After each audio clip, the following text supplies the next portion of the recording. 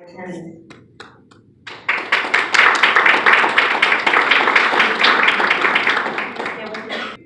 You may remember Mary was one of our two speakers for our August 2017 meeting when she told us about local history, including Mar-a-Lago and participating in President Trump's motorcades.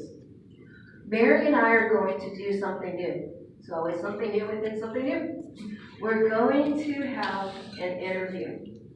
I would like you very much to hold any further applause, and I'd like you to use a minute to bring you a blank piece of paper. Just flip your packets over if you want to write down a question, and we'll have a question and an answer after our final speaker. I was hoping that Atlantis was going to give us 2 microphones so we could move around a little bit more, but that didn't happen, and I didn't bring an extra microphone. So we're just going to step back a little bit and work on the interview and share the microphone. Hi, Mary.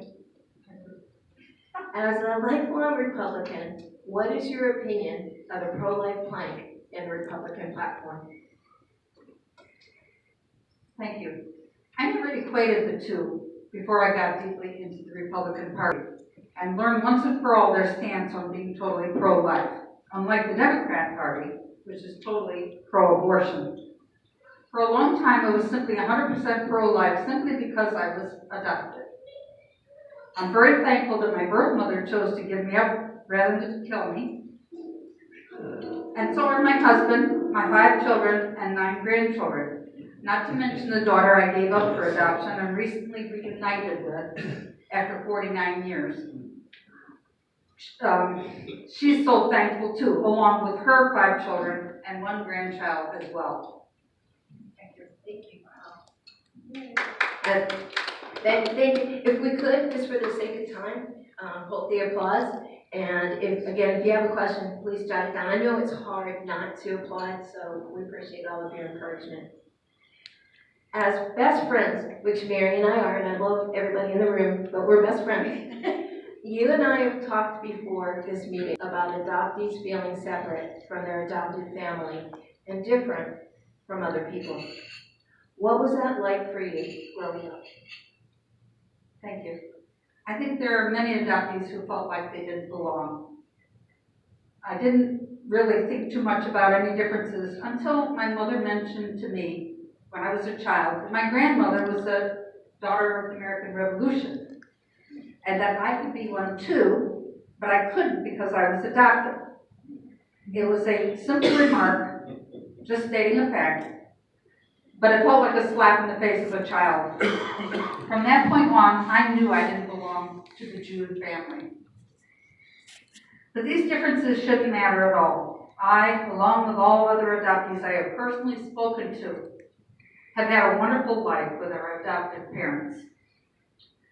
There are many people who feel sometimes that they don't belong, but we all belong to God and are adopted by faith in Jesus, so we always will belong to Him. That's right. Thank you. You have been married 48 years and raised 5 children. What impact do you think placing a child for adoption before you met your husband and started your family had on your life as a wife and mother? After I gave my baby up for adoption up in the Chicago area, I moved down here and I just put it totally out of my mind. I don't think being adopted had anything to do with my mothering style. From what I've observed and heard stories about, I don't think my mother ever wanted children. My dad was a nurturing parent.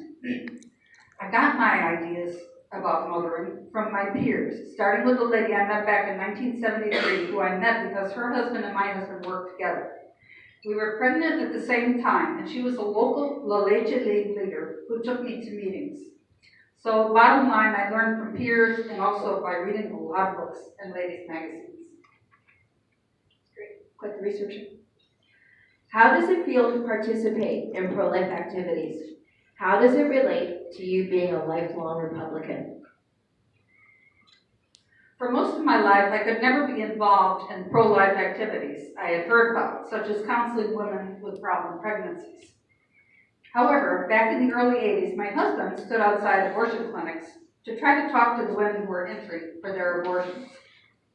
Like I said before, I had never really equated the two. However, I was very happy when I realized the Republican Party was 100% pro-life. And thanks to Ruth Gilbeck, who introduced me to holding signs, I have enjoyed becoming more involved now. One of our signs is at that back table, which says, "I vote pro-life." And just as a side note, I held that up one time and I got my car scratched and we got yelled at, yeah. So there are a lot of people who are very violent against people who are pro-life.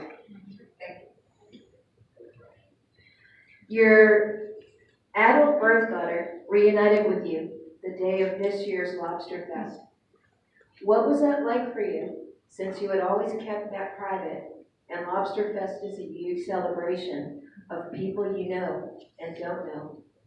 Also, how did your husband and family respond to your reunion? Thank you. For me, it was something I never wanted to think about or talk about. Like I said before, I put it out of my mind when I moved to Florida. However, I had a lot of encouragement from Ruth Gilbeck to go public, like she had done. But this time, I had no choice anyway. Before I left for Lobster Fest, I had my son take photos of me all dressed up with my red dress, my Trump train leggings, and my Trump purse, and I messaged those photos to her. At Lobster Fest, I had the courage to speak to several people about Kelly, my daughter, and I finding each other, and got very positive responses. It was not a shock to my husband and children, since they all knew that I had given a baby up for adoption. My children were thrilled, and those who were on Facebook friended her immediately and have messaged her. Her parents live in Fort Myers, and she is planning to visit them in December and plans on swinging over here to meet me.